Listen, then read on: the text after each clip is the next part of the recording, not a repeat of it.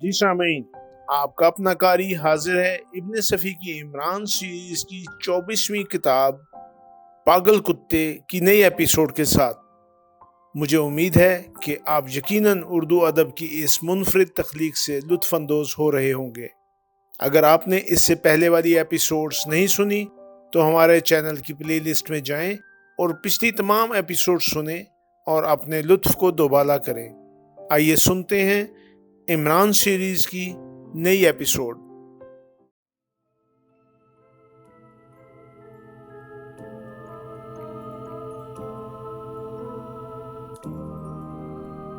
سردیوں کی ایک تاریک رات تھی۔ شہر میں کوہر کی ہلکی سی چادر محیط تھی اور جگمگاتی ہوئی سڑکوں پر چلنے والوں کی زیادتی نہیں تھی۔ ابھی صرف 9 ہی بجے تھے، لیکن ایسا معلوم ہو رہا تھا جیسے رات ڈھل گئی ہو۔ صدر کے فٹ پاتھ پر اس وقت تل رکھنے کی بھی جگہ نہیں ہوتی تھی۔ قریب ویران ہو چکے تھے۔ آج سردی اتنی ہی شدید تھی۔ ایریل نائٹ کلب کے سامنے والے فٹ پاتھ پر تو گویا قبرستان کا سناٹا تھا، ورنہ اس وقت تو یہاں زندگی ہی زندگی نظر آتی تھی۔ مگر ایریل نائٹ کلب اس وقت ایسے موسم میں بھی آباد تھا اور ابھی تک اکا دکا گاڑیاں اس کی کمپاؤنڈ میں داخل ہوتی نظر آ جاتی تھیں۔ مگر عمران کی کار کا کیا کام؟ اسے نائٹ کلبوں کی تفریحات سے دلچسپی نہیں تھی۔ یہ اور بات ہے کہ وہ شہر کے کئی اچھے نائٹ کلبوں کا باقاعدہ طور پر ممبر رہا ہو۔ کار سیدھی اسی طرف چلی گئی جہاں کاریں پارک کی جاتی تھیں۔ عمران نیچے اترا۔ اس کے جسم پر اوور کوٹ تھا اور فلٹ ہیٹ کا گوشہ پیشانی پر جھکا ہوا تھا۔ کلاک روم میں آ کر اس نے اوور کوٹ اتارا اور فلٹ ہیٹ کھونٹی پر ڈال دی۔ کلاک روم کا محافظ اسے حیرت سے دیکھ رہا تھا۔ وہ عمران کو پہچانتا تھا، حالانکہ عمران روزانہ کے آنے والوں میں سے نہیں تھا، مگر اس کے بے جوڑ لباس کی وجہ سے لوگ عموماً اسے یاد ہی رکھتے تھے۔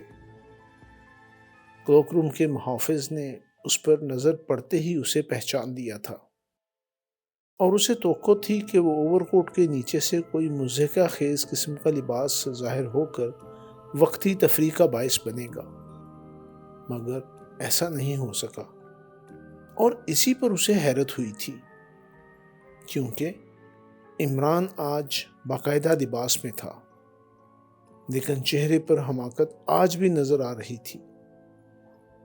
کلاک روم کے محافظ نے بالکل اسی انداز میں ٹھنڈی سانس لی جیسے اسے عمران کو ڈھنگ کے لباس میں دیکھ کر صدمہ پہنچا ہو۔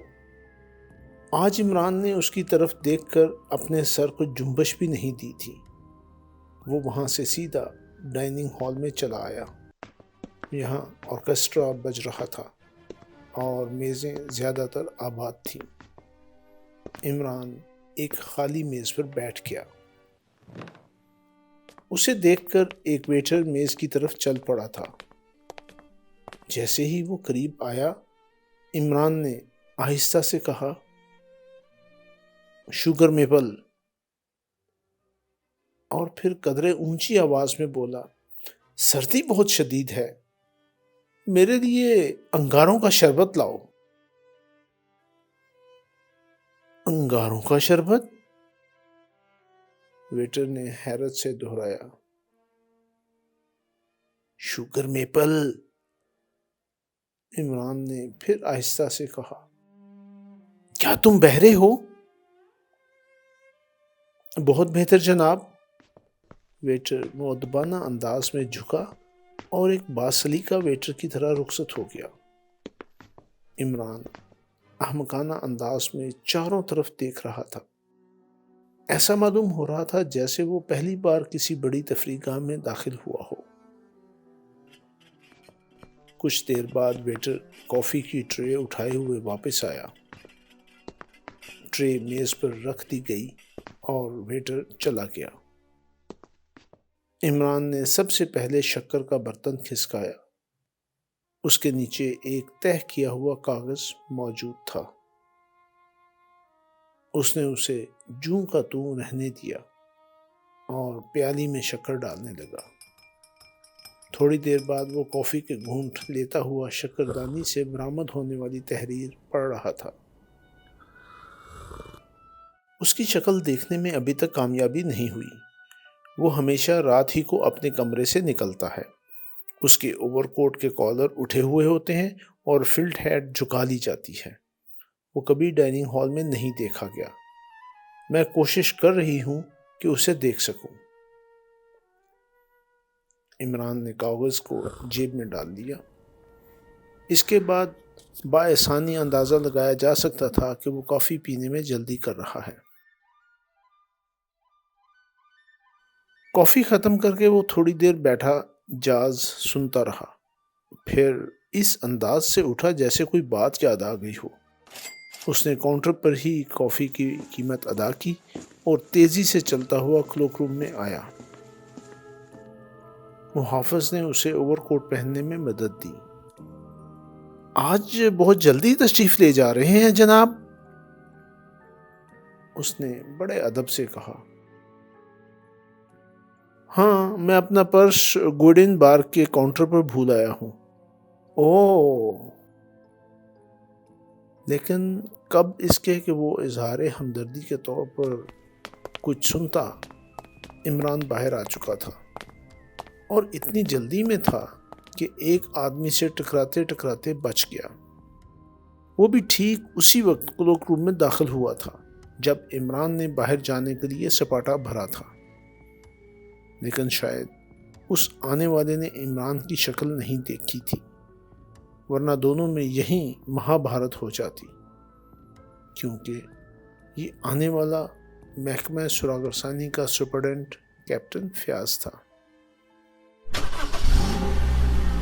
عمران نے کار سٹارٹ کی اور اسے تیز رفتاری سے اگلے چوراہے کے ٹیلی فون بوتھ تک لایا۔ چوراہے پر اب ٹریفک کانسٹیبل بھی موجود نہیں تھا، ورنہ وہ اسے غلط جگہ پر کار روکنے کے سلسلہ میں ضرور روکتا، مگر عمران جلدی میں تھا۔ وہ کار سے اتر کر ٹیلی فون بوتھ میں گھس گیا۔ پھر دوسرے ہی لمحے میں وہ بریک زیرو کے نمبر ڈائل کر رہا تھا۔ دوسری طرف سے جواب ملنے پر اس نے کہا، break zero, Ariel night club میں کیپٹن فیاض پر نظر رکھنی ہے، فوراً پہنچ جاؤ۔ بہت بہتر جناب۔ میرا خیال ہے کہ وہ ٹپ ٹاپ کے علاوہ اور کسی نائٹ کلب میں نہیں جاتا۔ جی ہاں، وہ اکثر ٹپ ٹاپ ہی میں نظر آتے ہیں۔ اچھی بات ہے، اب میں صبح تم سے رپورٹ لوں گا۔ عمران سلسلہ منقطع کر کے باہر آیا اور پھر اس کی کار اسی رفتار سے دوڑنے لگی۔ سردی مزاج پوچھ رہی تھی، اسٹیئرنگ پر ہاتھ جمے ہوئے سے معلوم ہو رہے تھے۔ کچھ دیر بعد کار پھر رکی، لیکن یہ ایک تاریک سی گلی تھی۔ عمران نے اپنا اوور کوٹ اتار کر کار میں ڈال دیا۔ صرف اوور کوٹ ہی نہیں بلکہ کوٹ اور فلٹ ہیٹ بھی اتار دی۔ اب جسم کے اوپر صرف ایک پتلون، قمیض اور ٹائی رہ گئے۔ ٹائی کی گرہ اس نے ڈھیلی کر دی اور بال الجھا کر پیشانی پر گرا دیے، پھر کار سے اتر آیا۔ اب وہ ایک گھٹیا قسم کا لفنگا نظر آ رہا تھا۔ اس نے کار کے دروازے مقفل کر دیے اور گلی سے باہر نکل آیا۔ سردی کی شدت بدستور قائم تھی، البتہ کہر اب کم ہو گئی تھی۔ عمران کے قدم ایک گھٹیا سے شراب خانے کی طرف اٹھ رہے تھے۔ وہ کسی جھجک کے بغیر شراب خانے میں داخل ہو گیا۔ بھدے اور بے ہنگم کہہ کے اس کے استقبال کے لیے اٹھے۔ وہ یہی سمجھتا تھا کہہ کے اسی کے لیے ہیں، لیکن یہ حقیقت تھی کہ کوئی اس کی طرف متوجہ تک نہیں ہوا تھا۔ وہ ایک میز پر جم گیا۔ اس کی حالت سے یہی معلوم ہو رہا تھا جیسے وہ اپنی بساط سے زیادہ پی گیا ہو۔ پلکیں جھکی آ رہی تھیں اور آنکھیں بالکل سرخ تھیں، اور وہ بیٹھے بیٹھے ہچکولے سے لے رہا تھا۔ دفتن ایک بھدے سے آدمی نے اس کی میز پر ہاتھ مار کر کہا، کیا چاہیے؟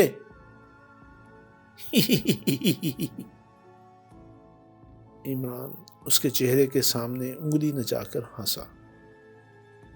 وہ چاہیے، لاؤ۔ کیا چاہیے؟ وہی جو کہیں نہیں ملتی۔ کہیں نہیں پیارے، تم میرے بڑے بھائی ہو۔ اچھا ہو کہ نہیں؟ لاؤ، وہی لاؤ جو کہیں نہیں ملتی۔ ارے کھسکو، یہاں اسکاچ وسکاچ نہیں ملے گی۔ رم لاؤں؟ ابے ہماری توہین کرتا ہے، رم پیئیں گے ہم۔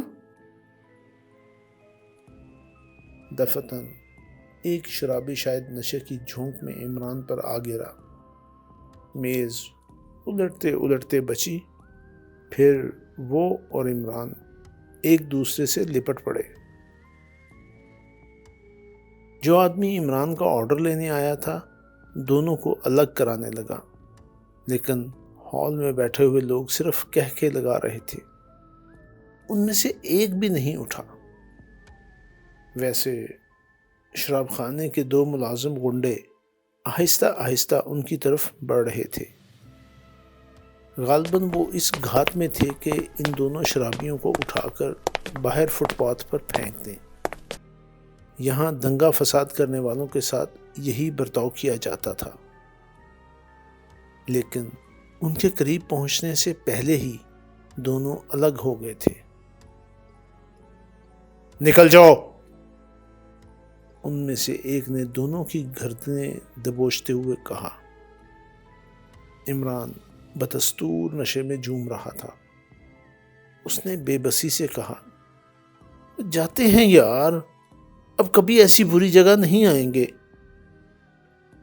وہ اپنی گردن چھڑا کر فٹ پاتھ پر اتر آیا، لیکن دوسرا شرابی ان گنڈوں سے الجھ پڑا۔ عمران کچھ دور تک شرابیوں کی طرح جھوم جھوم کر چلتا رہا، پھر اس نے ایک گلی میں مڑ کر اپنی رفتار تیز کر دی۔ گلی پار کر کے وہ دوسری طرف آیا۔ ویسے وہ اس گلی سے گزرتے وقت مڑ مڑ کر پیچھے ضرور دیکھتا رہا تھا کہ کہیں تعاقب تو نہیں ہو رہا۔ دوسری سڑک پر پہنچ کر وہ ایک بجلی کے کھمبے کے نیچے رک گیا اور اپنی مٹھی کھولی۔ اس میں ایک مڑا توڑا سا کاغذ تھا۔ اس نے بڑی تیزی سے کاغذ کو پھیلا دیا اور اس کی تحریر کو پڑھنے لگا۔ وہ اس وقت شراب خانے کے اوپر والے فلیٹ میں موجود ہے۔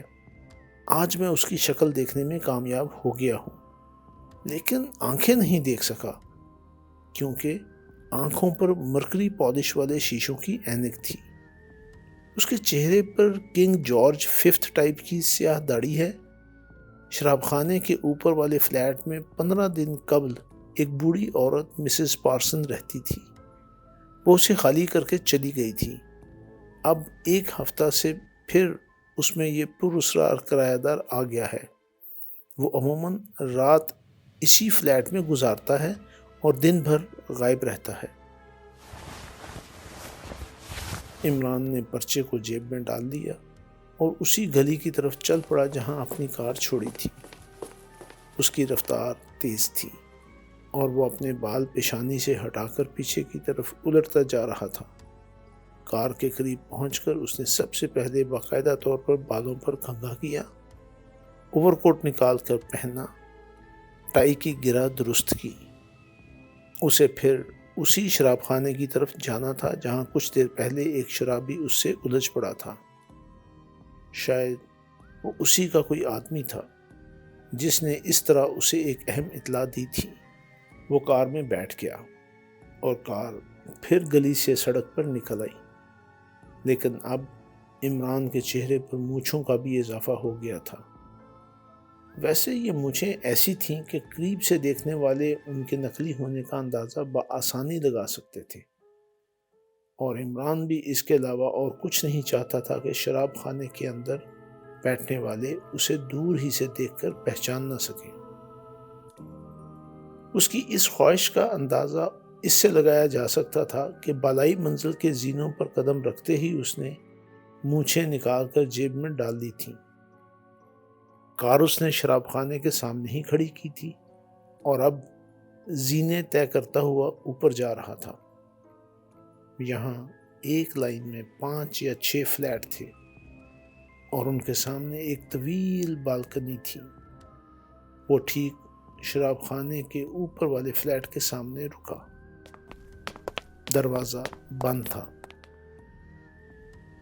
عمران نے اچٹتی سی نظر چاروں طرف ڈالی اور آگے بڑھ کر دروازے پر دستک دینے لگا۔ پتہ نہیں کیوں اسے ایسا محسوس ہوا جیسے دستک کی آواز پر اندر سناٹا چھا گیا ہو، حالانکہ پہلے بھی اس نے اندر کسی قسم کی آواز نہیں محسوس کی تھی۔ یہ تو اس کی چھٹی حس تھی جس نے اندر ایک سے زیادہ آدمیوں کی موجودگی کا یقین دلایا تھا۔ کچھ دیر بعد اندر سے قدموں کی آواز آئی اور دروازہ کھل گیا۔ عمران نے سامنے ایک طویل قامت شخص کھڑا دیکھا۔ اس کے چہرے پر سیاہ اور نکیلی داڑھی تھی اور آنکھوں پر تاریک شیشوں کی عینک تھی۔ اوہ، کیا مسز پارسن موجود ہیں؟ عمران نے ایسے لہجے میں پوچھا جیسے اسے وہاں اس داڑھی والے کو دیکھ کر حیرت ہوئی ہو۔ جی نہیں، بہت شرافت سے جواب دیا گیا۔ وہ پتہ نہیں کب یہ فلیٹ خالی کر چکی ہیں، میں نیا کرایہ دار ہوں۔ تب تو میں تکلیف دہی کی معافی چاہتا ہوں، عمران نے بکھلائے ہوئے انداز میں کہا۔ کوئی بات نہیں، داڑھی والے نے کہا اور دروازہ ایک زوردار آواز کے ساتھ بند ہو گیا۔ عمران اپنا داہنا گال کھجاتا ہوا زینوں کی طرف واپس لوٹا۔ اس بار اس نے مونچھیں لگانے کی ضرورت نہیں سمجھی تھی کیونکہ اس کی پشت شراب خانے کی طرف تھی۔ کار فراٹے بھرتی ہوئی آگے بڑھ گئی۔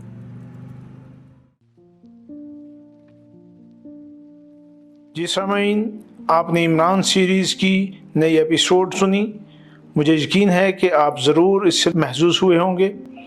آپ کا قاری آپ سے اجازت چاہتا ہے، مگر جانے سے پہلے ہمارے چینل کو ضرور سبسکرائب کریں، اپنے دوستوں اور دیگر حلقہ احباب میں بھی اسے شیئر کریں۔ ملتے ہیں کچھ دیر کے بعد نئی ایپیسوڈ کے ساتھ۔